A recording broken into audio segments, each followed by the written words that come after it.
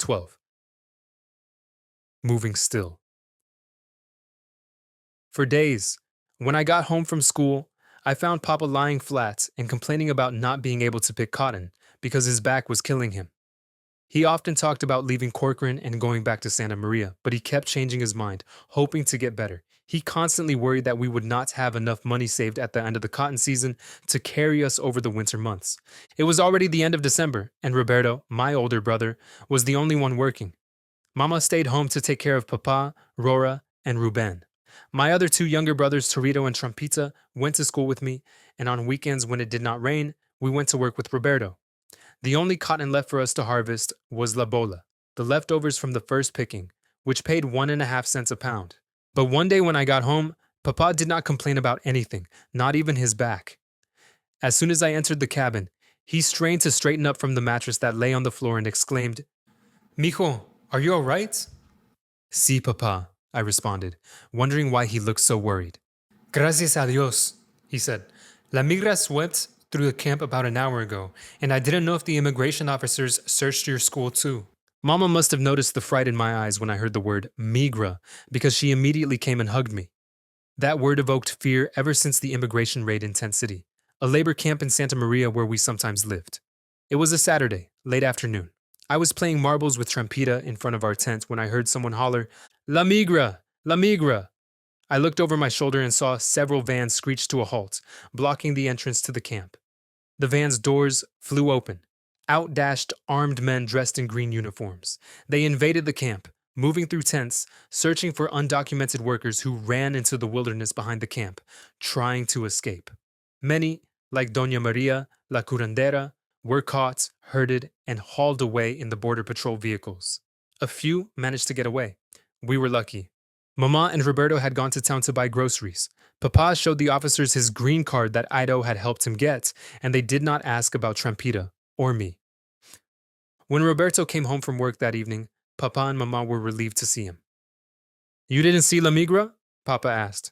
"It came to our camp but missed us," Mama said, rubbing her hands together. "It didn't come to the field," Roberto responded.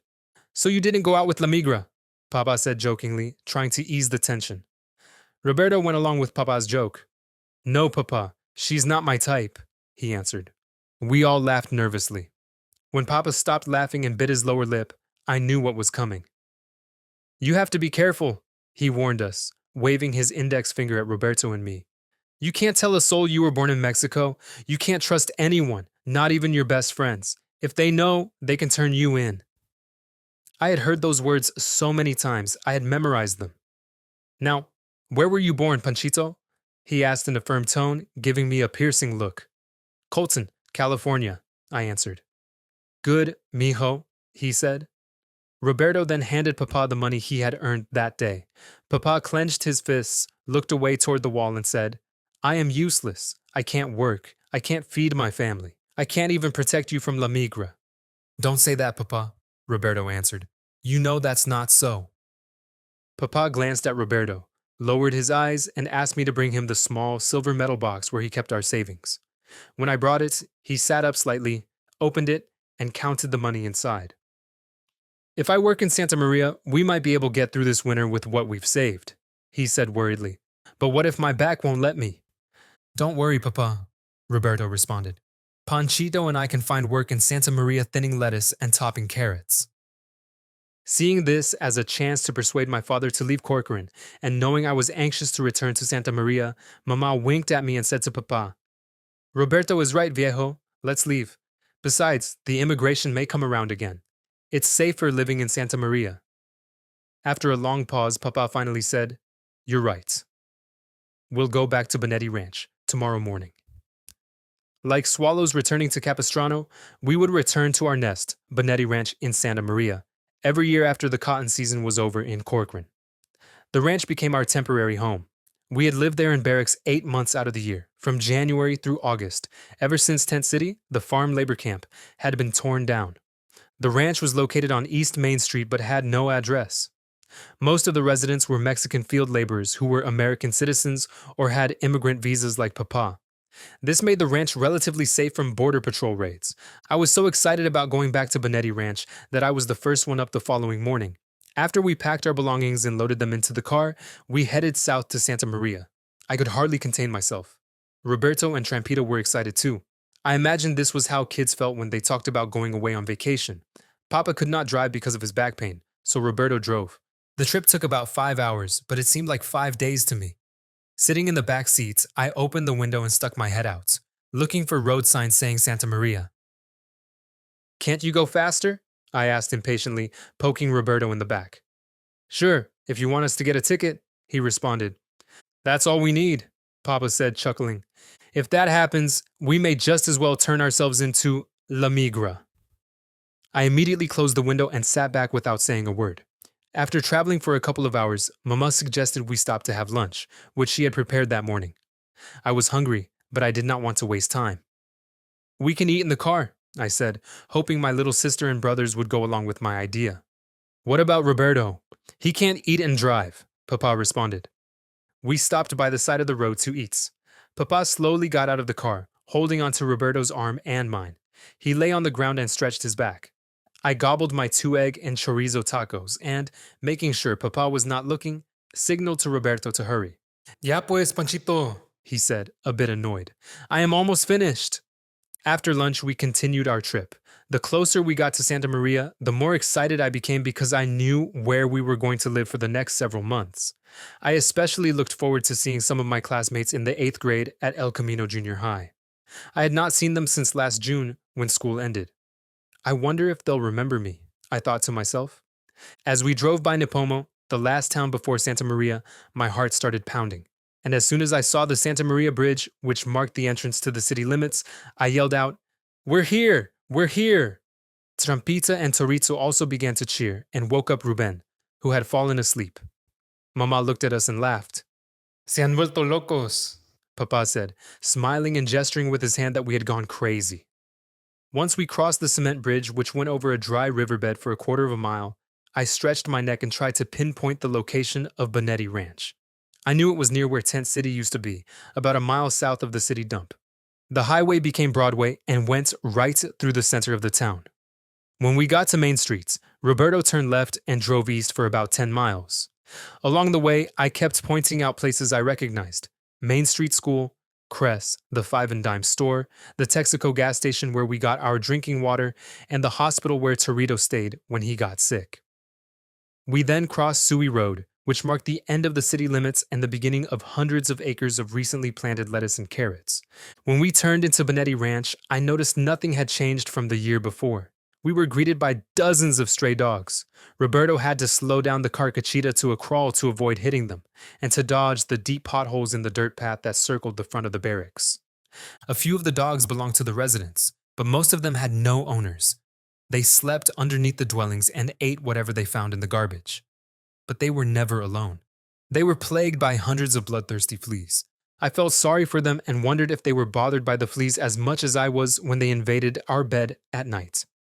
The barracks were still the same. Mr. Bonetti, the owner, continued to ignore them. Looking like victims of a war, the dwellings had broken windows, parts of walls missing, and large holes in the roofs. Scattered throughout the ranch were old, rusty pieces of farm machinery. In the middle of the ranch was a large storehouse where Mr. Bonetti kept lumber, boxes of nails, and other building supplies that he planned to use someday. We rented and moved into the same barrack we had lived in the previous year. We covered the gaps between wallboards with paper, painted the inside, and covered the kitchen floor using paints and pieces of linoleum we found at the city dump. We had electricity, and even though we could not drink the water because it was oily and smelled like sulfur, we used it for bathing. We heated it in a pot on the stove and poured it into the large aluminum container that we used for a bathtub. To get drinking water, we took our 5-gallon bottle and filled it at the Texaco gas station downtown.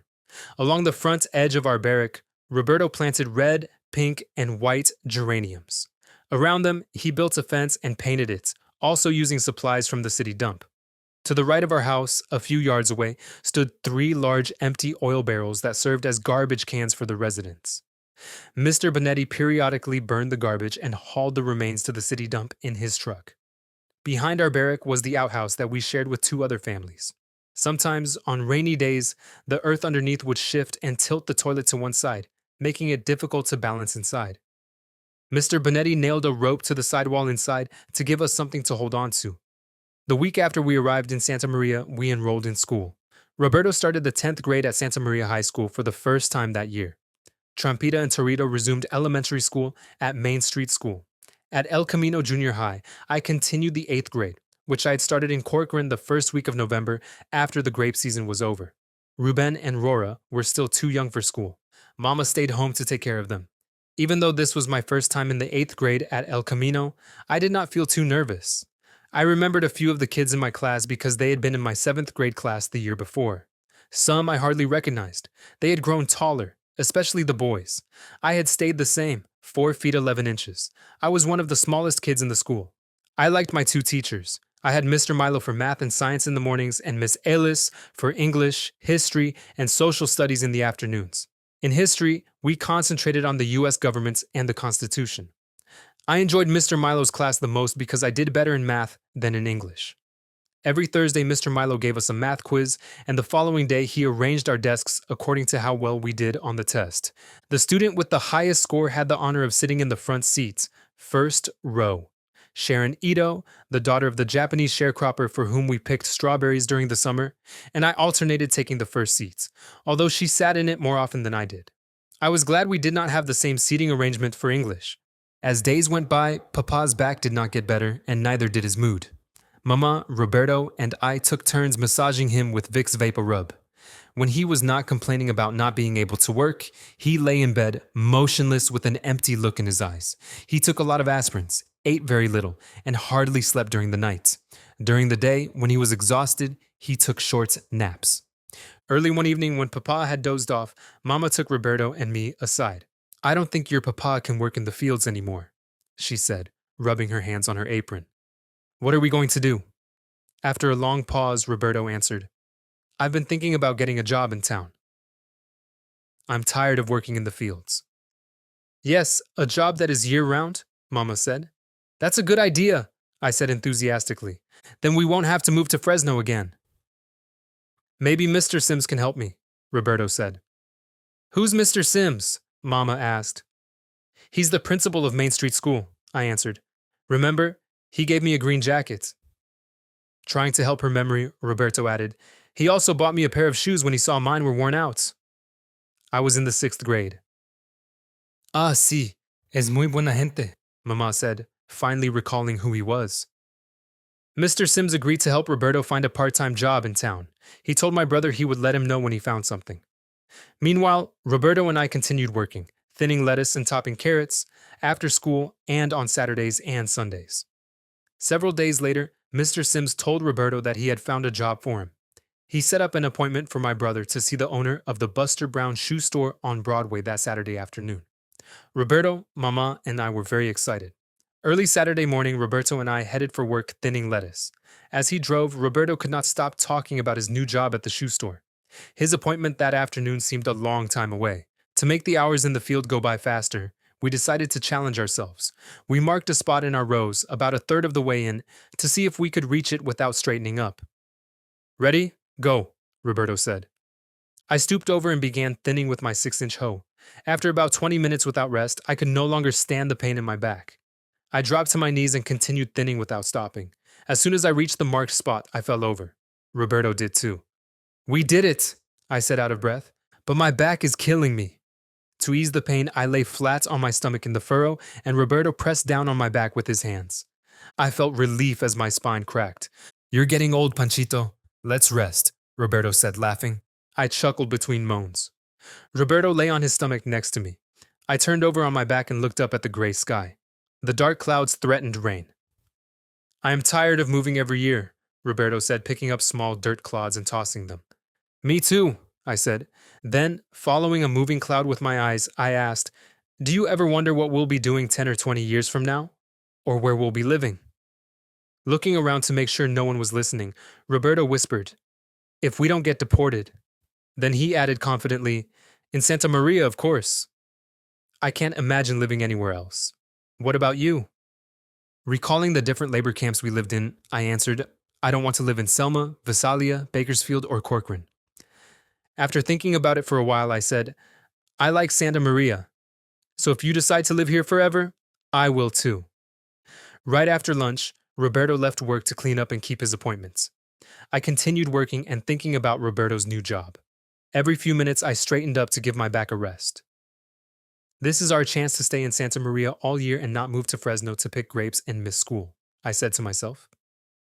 The more I thought about the idea, the more excited I became. Perhaps Roberto will get me a job at the shoe store too, I thought. How about that, Buster Brown? I said out loud, flipping the hoe in the air and catching it by the handle.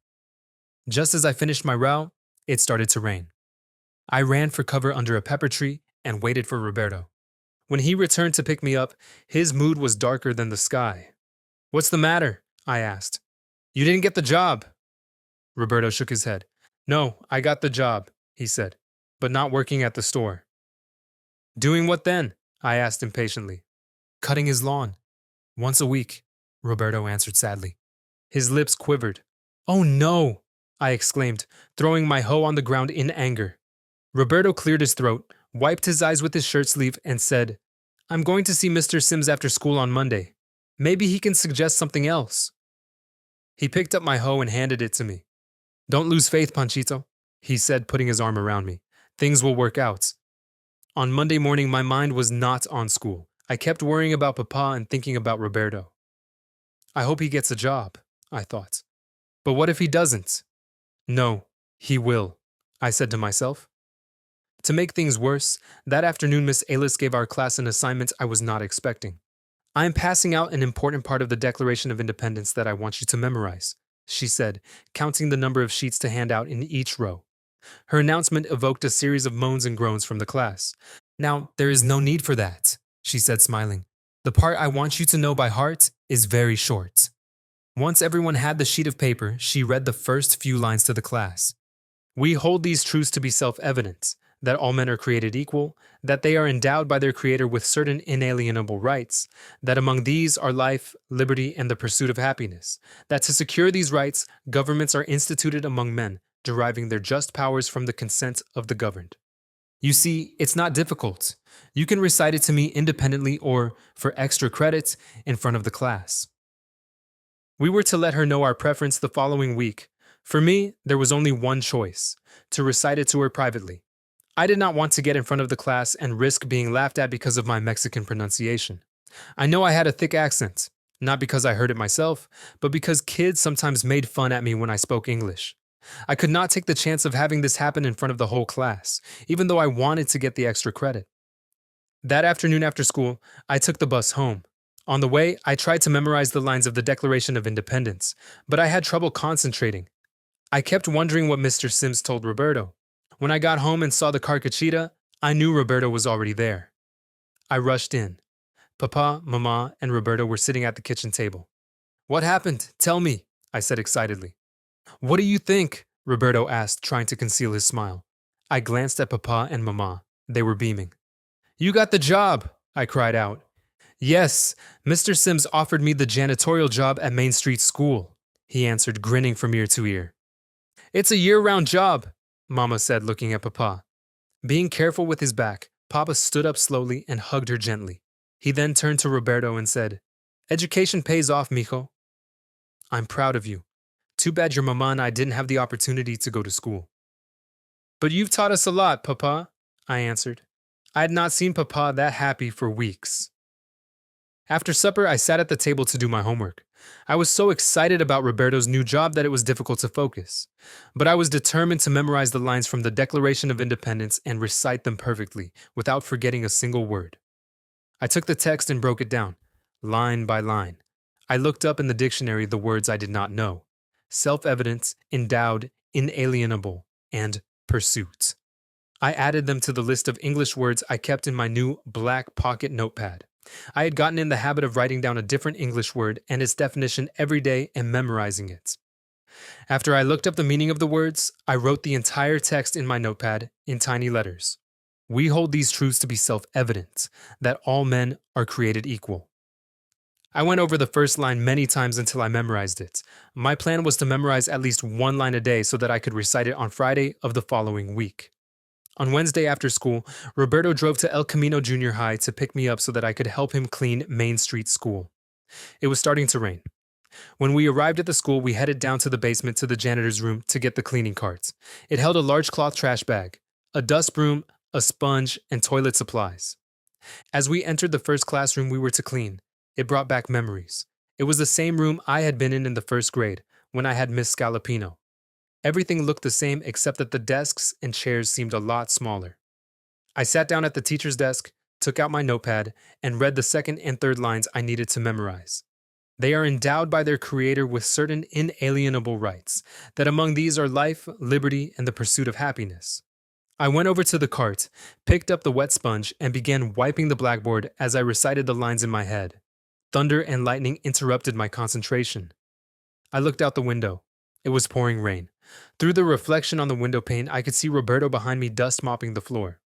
By Friday, I had memorized the introductory lines to the Declaration of Independence and could recite them with relative ease. Only the word inalienable caused me problems. I had trouble saying it, so I broke it into syllables and repeated each sound slowly, followed by the whole word. On my way to school on the bus, I took out the black notepad from my shirt pocket, closed my eyes, and practiced saying inalienable silently to myself. The kid sitting next to me gave me a puzzled look and asked, "Are you trying to say something?" His question took me by surprise. "No," I answered. "Why do you ask?" "Well, you keep moving your lips."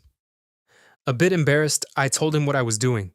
I don't think he believed me because he stared at the notepad I was holding in my hand, mumbled, and changed seats.